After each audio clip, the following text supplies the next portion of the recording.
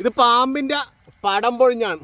അപ്പോൾ ഇങ്ങനെ പാമ്പ് പോലെ ഉണ്ടാകുന്ന വഴുതന കേട്ടത്. ഇത് ഒറ്റ വിളവെടുപ്പ് കൊണ്ട് തന്നെ 2 കിലോയ്ക്ക് മേലെ നമുക്ക് പറിക്കാനായിട്ട് പറ്റും. വഴുതന തമ്മിലുള്ള ഒരു ഡിസ്റ്റൻസ് നിൽക്കുന്നത് 60 സെൻറ്റിമീറ്ററാണ്. അപ്പോൾ ഏറ്റവും നീളം കൂടിയ വഴുതനയാണ് നമ്മളിപ്പോൾ കണ്ടുകൊണ്ടിരിക്കുന്നത്. ഇത് കണ്ടാ, ഇതിൻ്റെ ലെങ്ത് നോക്കിയാൽ.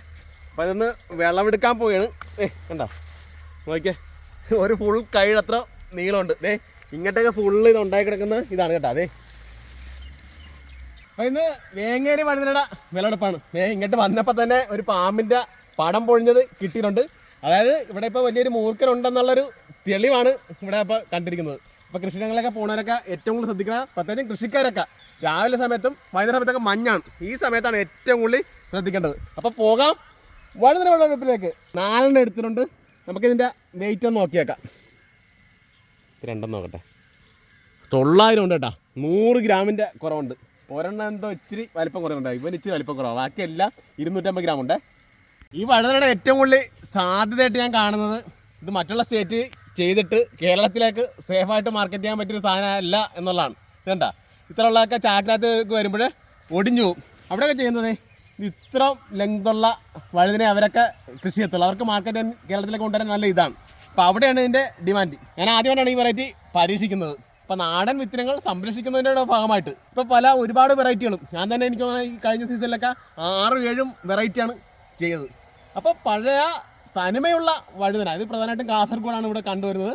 അപ്പോൾ അവിടുത്തെ ഒരു നാടൻ സ്പെഷ്യൽ വെറൈറ്റിയാണ് ഇപ്പോൾ കേരളം മുഴുവൻ വ്യാപിപ്പിക്കാനുള്ള വലിയ ശ്രമമാണ് നടത്തുന്നത്. അപ്പോൾ ഇത് മാത്രമല്ല ഞാൻ കുറച്ച് മൂപ്പിക്കാൻ ഇടുകയും ചെയ്യും. അടുത്ത കൃഷിക്ക് വേണ്ട ഉപയോഗിക്കാൻ കൂടെ വേണ്ടിയാണ്. മാത്രമല്ല നല്ല ഈൽഡ് കിട്ടാൻ കേട്ടോ. ഒരുപാടൊക്കെ ഫ്ലവർ ഇപ്പോൾ ആയിക്കൊണ്ടിരിക്കുകയാണ്.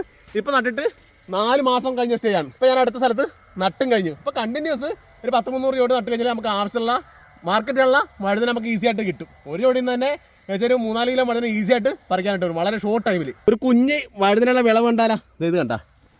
ഇപ്പം തന്നെ ഒരു 10-12 കാ ഉണ്ട്, ചെറുതും വലുതുമായിട്ട്. അപ്പോൾ വഴുതന വിളവെടുക്കുന്ന സമയത്ത് ഇത്തരത്തിലുള്ള വീതിയുള്ള പാത്രത്തിൽ കുറച്ച് വിളവെടുത്ത് വെക്കുന്നതായിരിക്കും ഏറ്റവും നല്ലത് കേട്ടോ. വഴുതന കൃഷി ഹൈടെക് രീതിയിലാണ് ഇവിടെ കേട്ടോ ഫുള്ള് ചെയ്തിരിക്കുന്നത്. അപ്പോൾ ഞാനൊരു 5 മാസത്തിനുള്ളിൽ എൻ്റെ വഴുതന ഹൈടെക് രീതി ചെയ്യുമ്പോൾ നിർത്താറില്ല. കാരണം നമ്മൾ ആദ്യം തന്നെ ഓർഗാനിക് വളങ്ങളെല്ലാം ഇട്ട് കൊടുത്ത് പിന്നെ അതിൻ്റെ എഫക്റ്റ് തീരുമ്പോൾ വഴുതനയുടെ ഗ്രോത്തും കംപ്ലീറ്റ് കഴിയും.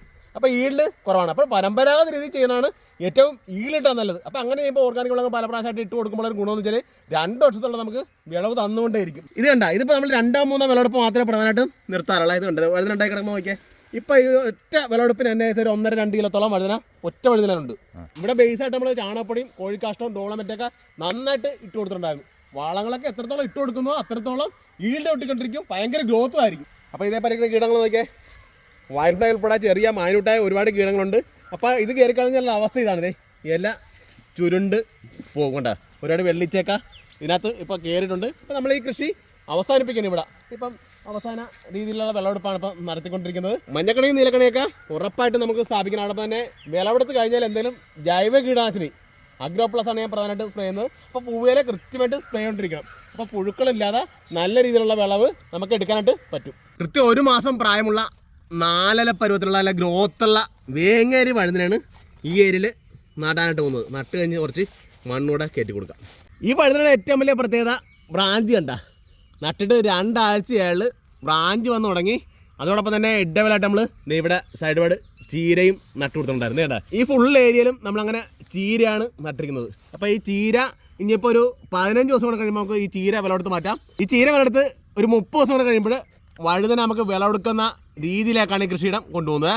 വഴുതന തമ്മിലുള്ള ഒരു ഡിസ്റ്റൻസ് നിൽക്കുന്നത് 60 സെൻറ്റിമീറ്ററാണ്. നന്നായിട്ട് വിരിഞ്ഞ് വളർന്നതാണ്. മാത്രമല്ല പാത്തികൾ തമ്മിലുള്ള ഡിസ്റ്റൻസ് കൊടുത്തിരിക്കുന്നത് 2 മീറ്ററാണ്. അതുപോലെ തന്നെ 5-10 അടിയിലെ വിത്ത് ശേഖരിക്കുന്നതിനായിട്ട് നിർത്തിയിട്ടുണ്ട്. അതിൻ്റെ ഡീറ്റെയിൽ ആയിട്ടുള്ള വീഡിയോ ഉണ്ടാവും. അപ്പോൾ ഇതൊക്കെയാണ് ഇവിടെ വെച്ചിട്ടുള്ളത്. അപ്പോൾ മറ്റൊരു വീഡിയോയിൽ മറ്റൊരു വിഷയമായിരുന്നവരെ ബൈ.